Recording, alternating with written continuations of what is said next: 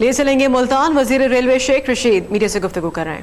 11 کروڑ لوگ مجھے، میری مائیں اور بہنیں اور بیٹیاں سن رہے ہیں، میں عمران خان کی کمر نہیں لگنے دوں گا، میں قوم کو سچی بات بتاؤں گا، کوئی نہ سمجھے کہ میں وزارت کا بھوکا ہوں۔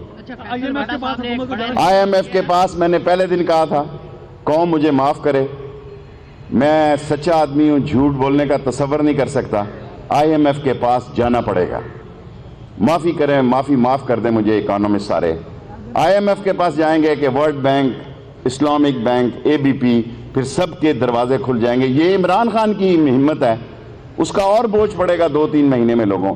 یہ عمران خان کی ہمت ہے جو 2 ارب روپیہ، 2 بلین ڈالر، 3 بلین ڈالر چین سے لے آئے، 3 بلین ڈالر یو اے ای سے لے آئے، چین سے آ رہے ہیں۔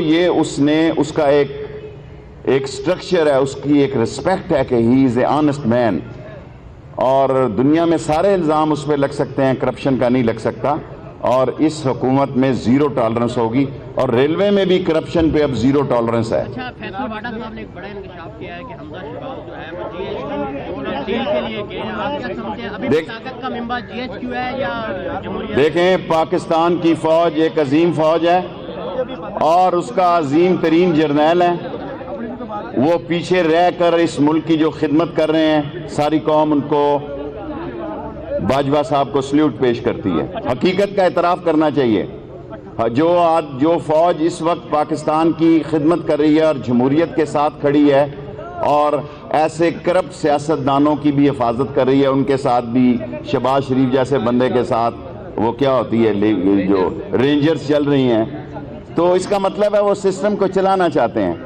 اور اگر سسٹم، ایک یہ صافی سوال کر سکتے ہیں بعد میں، اگر سسٹم اتنا بیٹھ چکا ہے، اتنا اس سسٹم میں پلگ میں کچرا پھنس چکا ہے، رنگ پسٹن اس سسٹم کے بیٹھ چکے ہیں کہ قوم کو ہمت کرنی ہے، اور جو نعرہ ہم نے ریلوے میں دیا ہے آرام حرام ہے، اس کو آگے لے کے چلنا ہے۔ قوم 1 سال کا میں نے قوم سے کہا، مجھے اللہ پہ یقین ہے کہ عمران خان 1 سال کے اندر مسائل سے، آپ نے کئی سوال کر لیے، کوئی اور ہے تو آپ نے بھی کر لی۔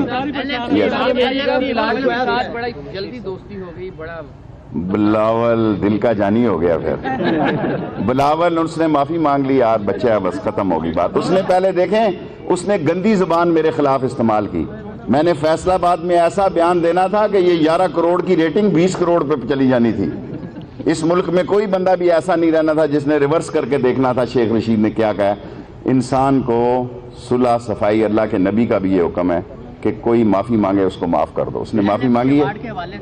پیسے کم کیے جا رہے ہیں صوبوں میں، آپ کیا سمجھتے ہیں؟ دیکھیں، کسی میری بات سن لیں، حضور والا ملک کا خزانہ چوروں ڈاکوؤں نے، آصف زرداری بھی اس میں شامل ہے، نواز شریف بھی شامل ہے، اس طرح لوٹا ہے۔ آپ ریلوے میں 2 دن بیٹھیں، آپ کو سمجھ لگ جائے کہ ہم ارننگ کیوں بڑھا رہے ہیں، جی ہم پاگل ہیں۔